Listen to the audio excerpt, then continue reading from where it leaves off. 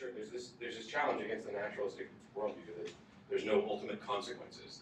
That by my worldview, when you're dead, and so both of those individuals don't have any ultimate consequences. Let's get to the point. This is the one and only life that I'm going to get, as far as I can tell. Even if it's not, I won't find out till afterwards. But I should live it as if it's the one and only life I get, which means treating people right the first time. That means that we need to work harder to make sure that people are held accountable for their actions here and now. That we don't have this fantasy that, oh, I really should have made up with Dad before he died, but I'll get to do it again in another life. I don't see that you're going to, but wouldn't you rather have done it now? Wouldn't you rather have a justice system that actually dispenses actual justice? This idea that there's no permanent, eternal, transcendent consequences for people is a big old red herring. And it's ironic that it can be mentioned while talking about a system that is nothing but a loophole.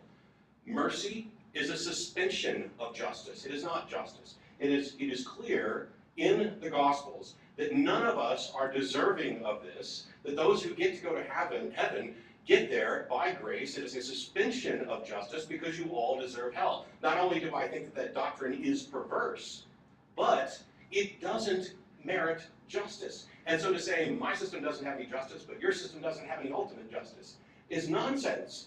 Because your system has people who, if there were justice, would potentially deserve to burn, although I think that's extremely silly, enjoying the good life. And while others who have lived a good life, and who, I don't know why you couldn't just leave them dead in the first place, and there are nihilists and others who discount this idea of literal hell. I don't know which position you have, and I don't want to put words in your mouth. I'm just speaking generally about the subject. If this is the one and only life I get, then it's best that I treat people right the first time, because I might not get a second chance. I could leave out of here and get hit by a bus. And I can't count the number of preachers who said, you could get hit by a bus tonight, are you sure you're right with God? I don't care. If I get hit by a bus tonight, I want to be right with the people that I love, the people who are real, the people who I know exist. So this idea that there's not eternal consequences with a naturalist position is not in any way a negative about naturalism. Matt, the answer that we just got sounded similar to the same argument that you brought up at the very beginning about cultures determining what's good and bad. It doesn't seem like any culture would be justified to listen to the voice in your head that tells you to bind up your son and sacrifice him like Abraham's supposed to do. Can you talk about that? Yeah, actually, there's a number of things in here, there's the kind of standard apologetics answers that we get to these objectionable passages in the Bible, and one of them that Mark offered was that these people were much, much worse than what God actually did to them. Well, who cares? We're talking about God's character, not the character of the people.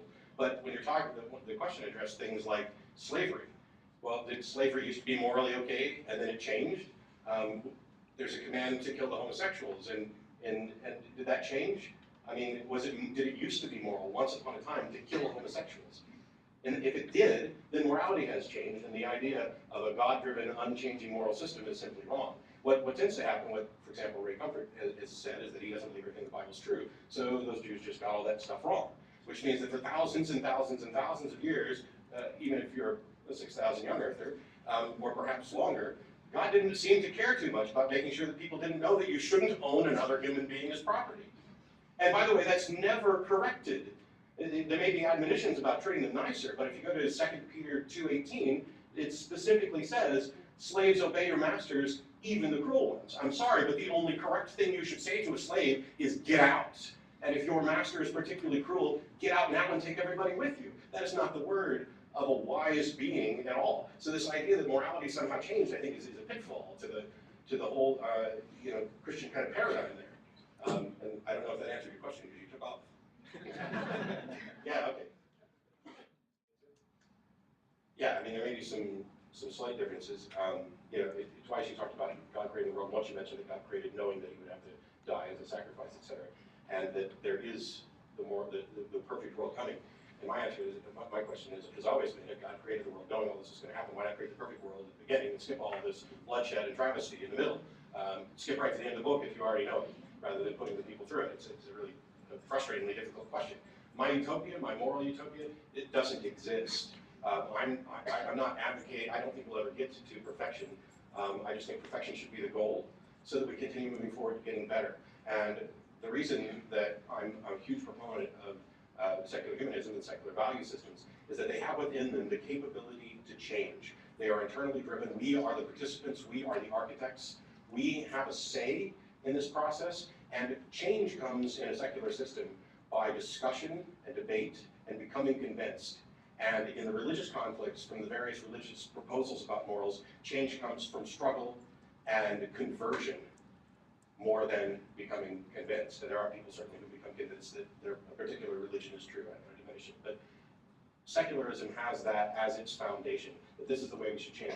The question that I would love to actually maybe sit down at some point and talk to Mark about is, okay, you and I have different worldviews, we have different ideas about morality, we have all these, how do we resolve those? How do the two of us sit down and determine what's actually true? And to the extent that we might not be able to, how do we sit down and determine what kind of world we're willing to share and maintain our boundaries? That's the kind of question that I'm actually interested in. Is there an answer? I don't know.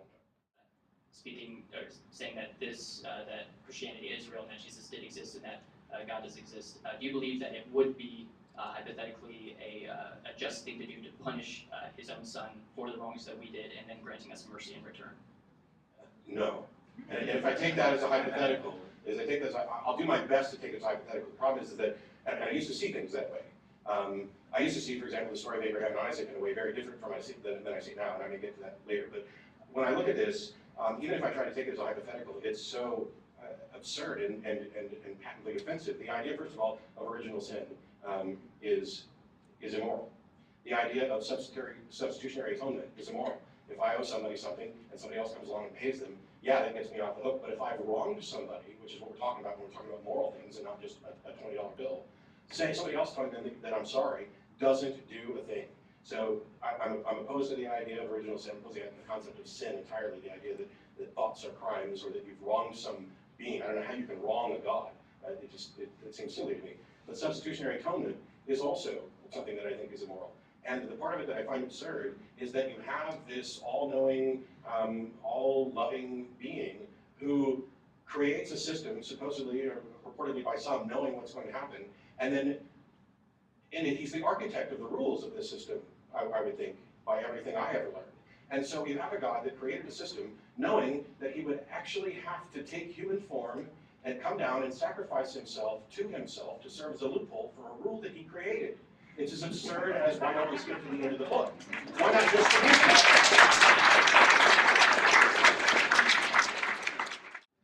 on the idea of the Bible elevating women, I wish we'd had a debate on that, actually, because there's so much, and I think that I'll just use the go-to quickest one, which is, if you rape a woman, you have to marry her.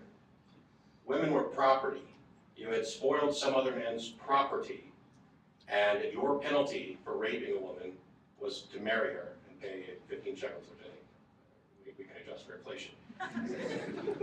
That, in the same way that I mentioned this problem about Abraham and Isaac, first of all, you don't hear too much about how it felt to be Isaac or what kind of torture it was to be in a position where your father's going to kill you, but sticking with what I'm talking about, there's absolutely no consideration at all of whether or not a woman who's been raped wants to be forced to live and marry the person who raped her. That is an absurd thing that does nothing to elevate women. The idea of, when we talk about potential abortion positions and things, the Bible is relatively silent on abortion. Jeremiah 1:5 is a go-to verse where it says, I knew you before I crafted you in the womb, which to me is a testimony of God talking about, I knew you were soul before even any conception occurred, and not anything about in the womb. Jewish law doesn't consider a fetus in the womb to be a person. When the censuses were taken in the Bible, it wasn't until the child had been alive for a month, because infant mortality rates were incredible at the time. And there's a passage about if men are struggling and a woman is forced to miscarry, there's a different penalty for the miscarriage of a child than there is for the intentional killing of the woman. So the fetus isn't considered a person in the Bible in any sense. It's a matter of interpretation that people feel that way about it because God kind of knew you in the womb, so you must be a person. And I don't see anything that particularly elevates women in Christianity. I just find it baffling that I mean, everything you said tonight, I've seen where it was coming from, and a lot of it, I put my hat on from back when I was a Southern Baptist. But not that one. I don't have to save it for whatever. And I just say that I think this has nothing to do with the truth of any religion. But religions and religious organizations have done the entire planet a huge disservice by disguising mental issues, mental health issues. They used to do it with appeals to demonic possession, and now they do it by hiding the perpetrators and shuffling them down to different, or shuffling around to different parishes. We've done a lot, thank you. We've done a lot of improvement. You know, I talk about morality being analogous to health. We know quite a bit about human physical health. We're getting a little better about human mental health. If I could put words in Mark's mouth, I think Mark would think that we probably need to get better about human spiritual health. In my case, what I take to be the equivalent of that human spiritual health is it's certainly metaphoric, and it has to do with our interactions with each other. And we need to wake people up and stop hiding mental illnesses and stop protecting people who are harming other people and get them help. I'm being sincere. I think it's inevitable that reality is going to win out. And as far as I can tell, reality is a reality without a God. And so I think religion is going to follow the same path that it's followed throughout history, which is religions are born, they live for a while, and they die off. But they don't ever completely die off. I actually get email from people who still believe in the great gods, or say they do. I think that eventually religion will get to the point where it's about as popular as like the Flat Earth Society, or at least the religions that we see now. But I think there will be new religions, because we're humans and we're fallible, and we are so enamored of our own intellect and our intuition and our inductive reasoning that we make mistakes, and we just run right through with the mistakes. My view of the Bible is pretty simple. The Bible is a chronicle of a collection of people's best attempts to understand the world that they were living in and their place in it. It's a collection of myths and legends, not any different, or not dramatically different from others. It's the one that was perhaps most or second most successful in actually appealing to people. And the one thing that religions are good at is setting up, as they've grown and changed, is setting up a protective mechanism around them. This idea that the religions that are easy to challenge have died off. The religions that are really good at protecting themselves, perhaps in obfuscation or in appeals to mystery and things like that, tend to linger around because they provide people with hope. My question is whether or not the hope is actually real. Now, as to what if I'm wrong, it's, I guess, a version of Pascal's wager.